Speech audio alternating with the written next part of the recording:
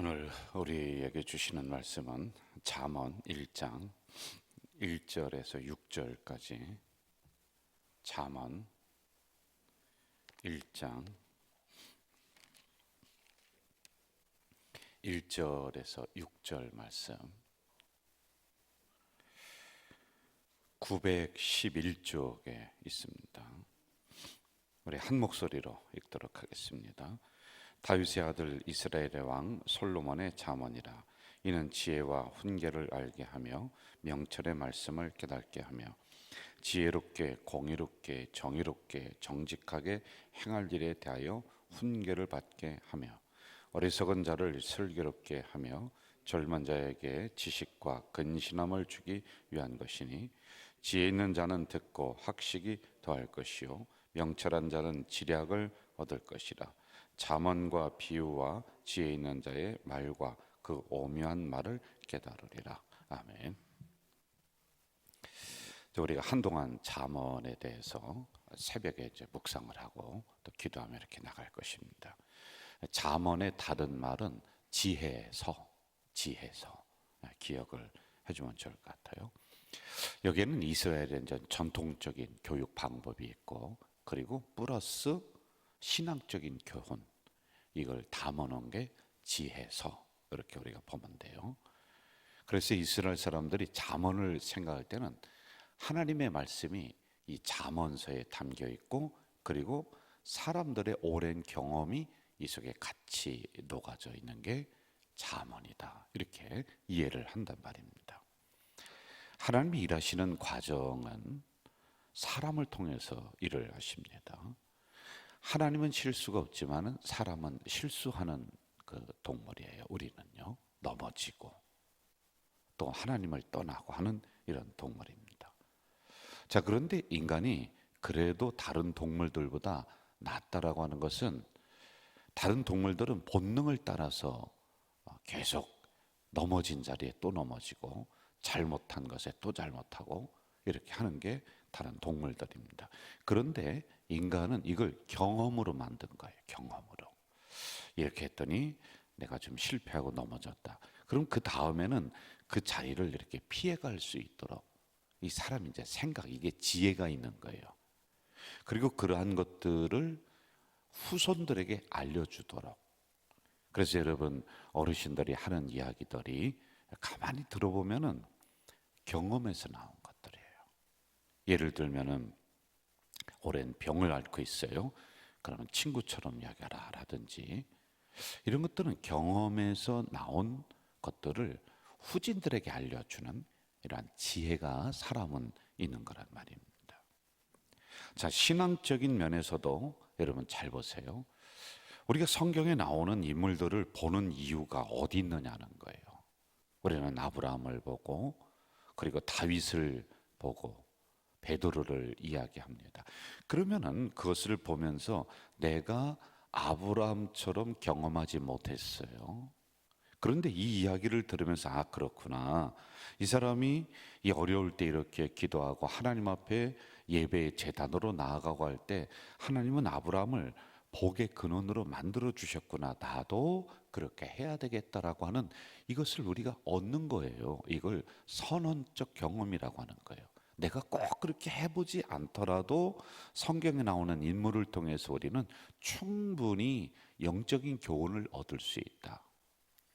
여러분, 베드로를 우리가 이야기하면서 예수님을 모른다고 부인했었던 이러한 사람이다. 그러면 나는 그 이야기를 들으면서 내가 그것을 경험하지 않더라도, 아, 나는 어려움 중에서도 주님을 배반하면 안 되겠구나, 이걸 내가 결단하고 얻는 거란 말입니다.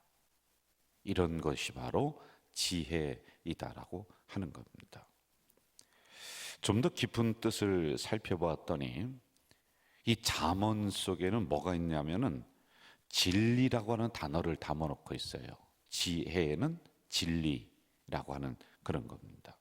그러니까 신약적인 의미로 넘어오면은 진리는 누구를 얘기해 주냐면 예수 그리스도를 의미하고 있다는 거예요. 아주 중요한 내용인데, 그러니까 일을 잘 처리하고 지혜롭게 처신하고 하는 것을 넘어서서 잠언 말씀 속에는 진리인 예수 그리스도를 담아놓고 있다.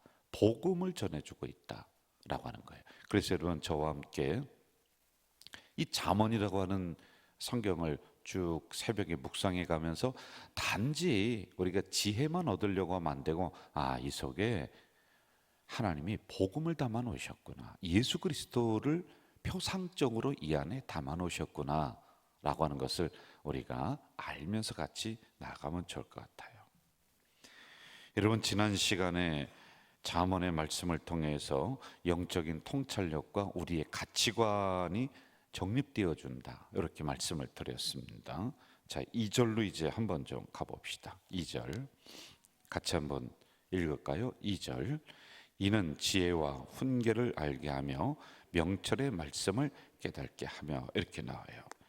자, 2절에 보면은 명철의 말씀이라고 하는 단어가 나옵니다. 이 명철의 말씀이 뭘까요? 이것은 율법을 의미해 주고 있습니다. 자, 이 율법의 기능을 우리가 좀 잘 알아야지만이 될 것 같은데, 율법은 죄를 진단하는 기능은 있어도 죄를 사해 주는 기능은 없어요. 여기 나오는 구약 성경에 있는 율법은 우리를 구원의 문에까지 인도하는 기능은 있어도 구원을 주지는 못한다는 겁니다. 여러분, 병원에 가면은 약을 처방해 주기 전에 의사가 문진을 해요. 그리고 두드려 보면서 탁진을 해요. 그리고 들어보면서 청진이라고 하는 것을 하거든요. 그런데 그렇게 했다고 해서 내 병이 낫는 건 아니에요. 이것은 내가 어디가 안 좋은가를 점검하는 거예요. 율법은 그거예요.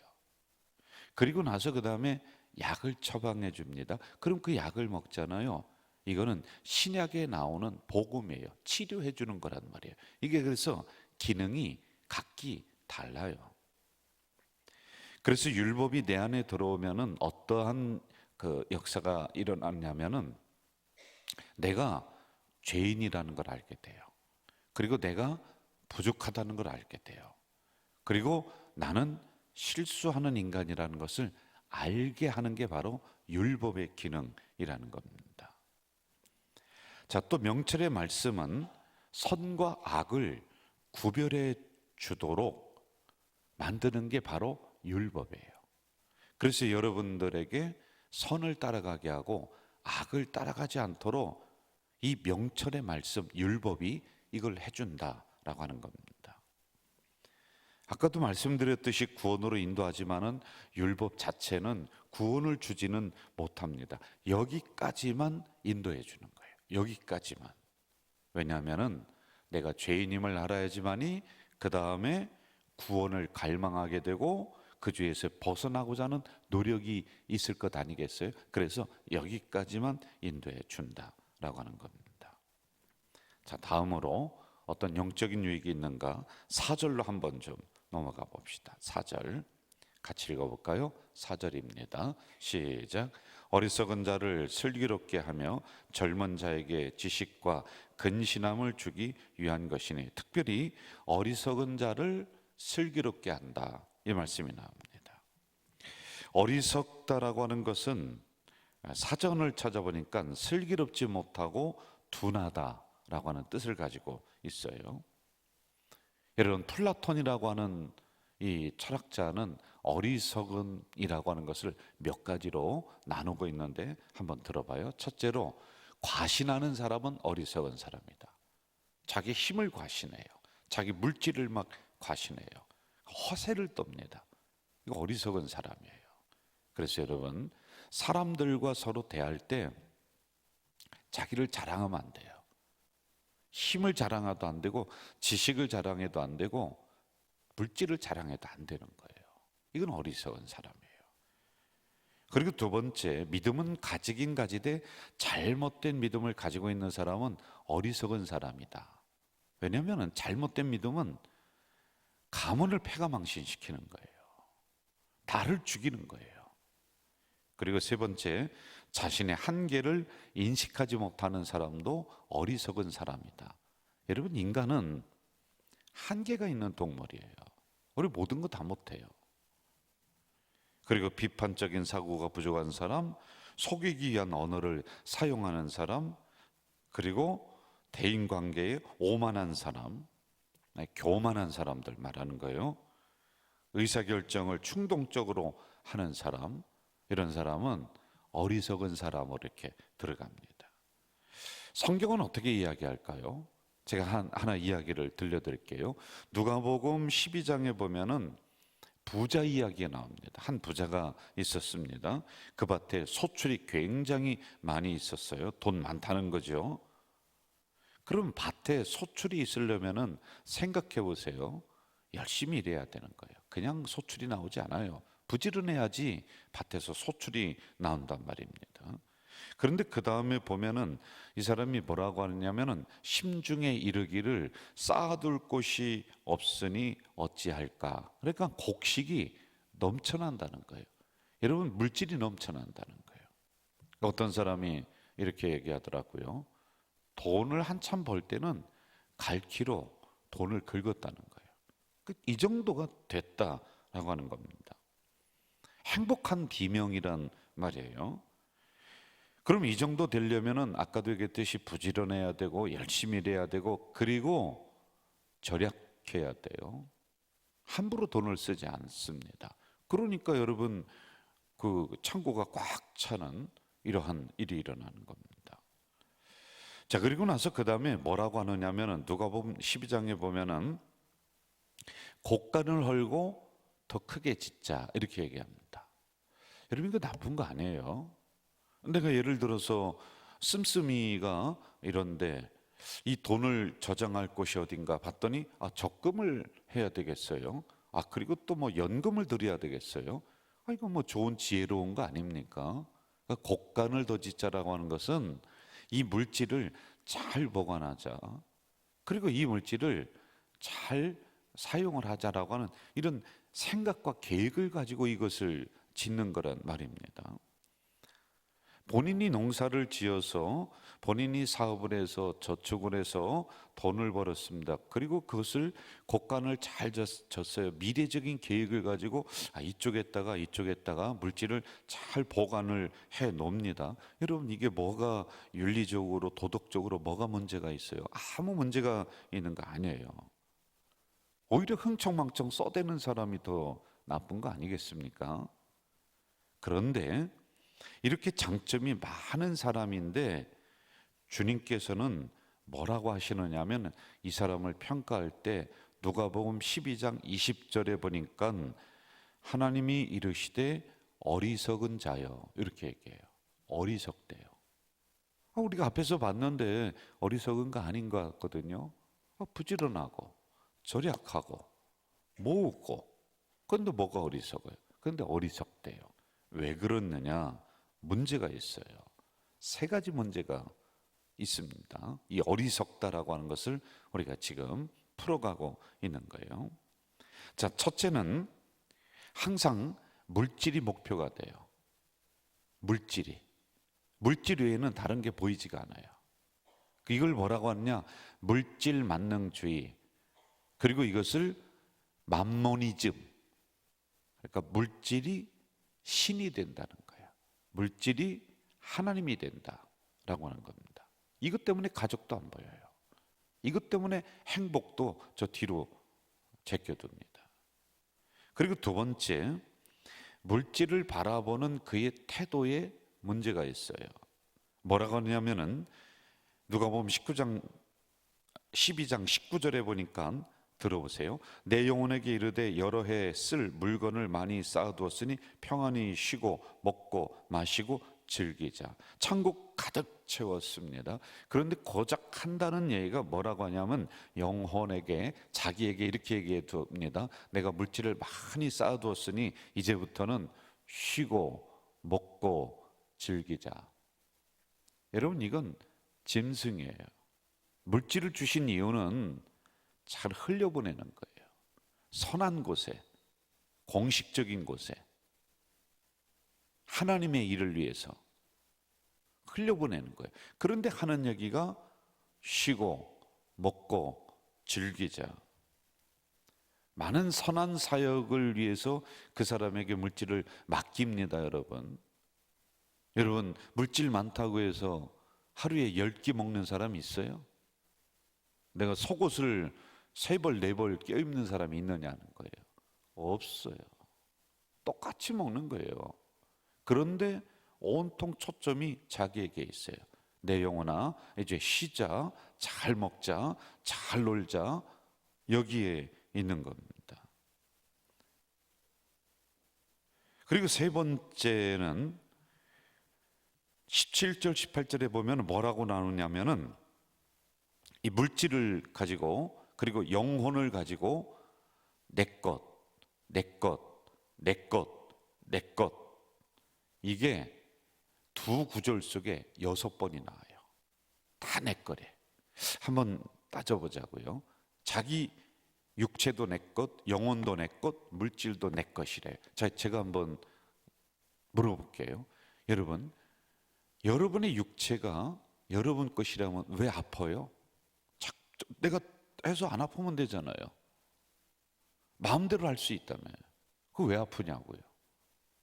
영혼이 내 거래, 영혼이. 그러면 영혼이 내 거면 왜 불안해해요? 맨날 행복하면 되잖아요. 물질이 내 거래, 돈이 내 거래. 그럼 왜 이 은행 저 은행 뛰어다녀요? 물질이 내 거라면 여러분들은 지금 제가 볼 때 삼성그룹이 됐었어야 돼요. 안 그렇습니까? 왜 어느 날은 몇십만 원, 몇백만 원이 없어서 발동동 구르고 그렇게 해요? 내 거라면은 내 마음대로다가 물질이 들어오고 나가고 할 수 있잖아요. 그런데 내게 아니니까 안 되는 거예요. 그런데 여기 보니까 내 것, 내 것, 내 것 이렇게 한단 말입니다. 창고가 내 거라면은, 물질을 쌓아두는 창고가 내 거라면은 여러분 어떻게 그 창고가 하나만 짓습니까? 100개를 지어야지, 1000개를 지어야지. 왜냐하면 거기 물질이 내게 다 쌓여 있어야지만이 되는 거 아니에요. 이게 착각하고 있는 거예요. 여러분, 건강이 내게 아니에요. 우리가 살아가는 인생의 시간이 내게 아니에요. 하나님이 선물로 주신 거예요. 이걸 잘 다뤄야 돼요. 선물을 주셨을 때는 이 선물을 잘 관리해라. 물질도 선물이에요. 이걸 관리를 못하면은요, 하나님이 이것을 빼앗아서 다른 사람에게 주는 거예요. 그게 내게 아니라는 거란 말입니다. 건강도 마찬가지예요. 하나님이 육체적인 건강을 주셨다 함부로다가 합니다. 그럼 아픈 거예요. 당신이 잘못한 거야. 하나님이 잘못한 게 아니에요. 창고가 내 거라면은 여러분 수백 개 지어서 꽉 차야 되는데, 아니 창고가 점점점 줄어들고 지금은 오히려 마이너스로 가는 사람들도 있잖아요. 이런 부분들이 우리가 착각을 하고 있는 경우가 많이 있다. 그러니까 하나님이 뭐라고 하냐면은 그 영혼에게 와서, 그 사람에게 그날 밤에 와서 뭐라고 말합니까? 이 어리석은 자야, 네 거라고 했는데 내가 오늘 밤에 너의 영혼을 걷어가면은 네 거라고 자랑했던 창고가 누구게 되겠냐? 네 거라고 자랑했던 그 물질이 누구게 되겠냐? 네 거라고 자랑했던 그 건강한 육체가 어디로 가겠냐? 한 줌의 흙으로 가는 거란 말입니다. 그래서 어리석다란 거예요. 그런데 이 잠언은 이런 어리석음을 알려주는 거예요. 깨닫게 해주는 거예요. 아, 그렇구나. 우리의 인생은 내가 주인이 아니라 하나님이 주인이시구나. 물질은 내가 주인이 아니라 하나님이 주인이시구나.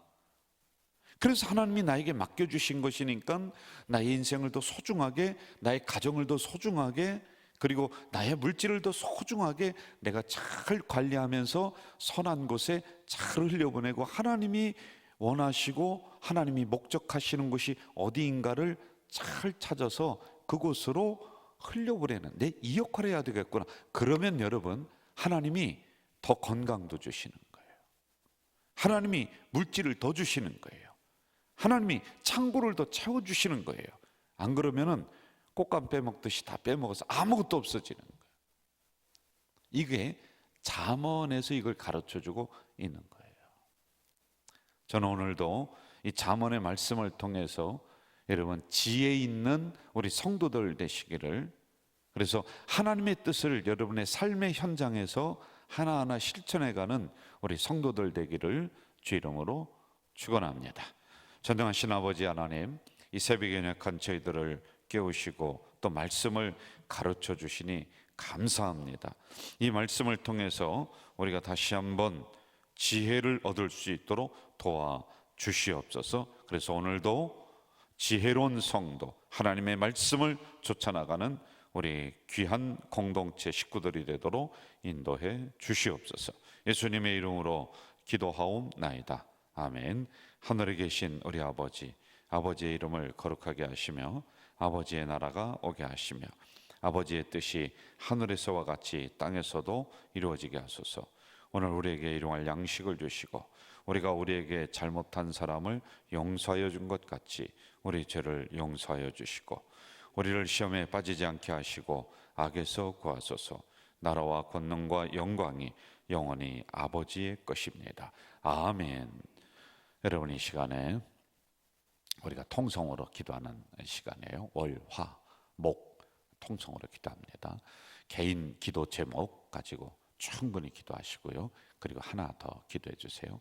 우리 가족 공동체가 이 인천 지역의 문화를 그리스도의 문화로 그리고 예수님의 문화로 바꿀 수 있도록, 그래서 사단의 그런 문화, 타락의 문화입니다. 그것이 아니라 선한 영향력을 끼치는 우리 교회가 될 수 있도록 이번에 우리 거리 축제라든지 그리고 교회에서 하고 있는 6월에 계획된 가족 뮤지컬이라든지 이런 걸 통해서 많은 사람들에게 복음의 영향력을 끼치는 우리 교회가 될 수 있도록 같이 통성으로 기도해 주시기를 바랍니다. 함께 기도하겠습니다. 사랑하시는 아버지 하나님, 이 새벽에 연약한 저희들을 불러주시고 또 말씀을 허락해 주시니 감사합니다.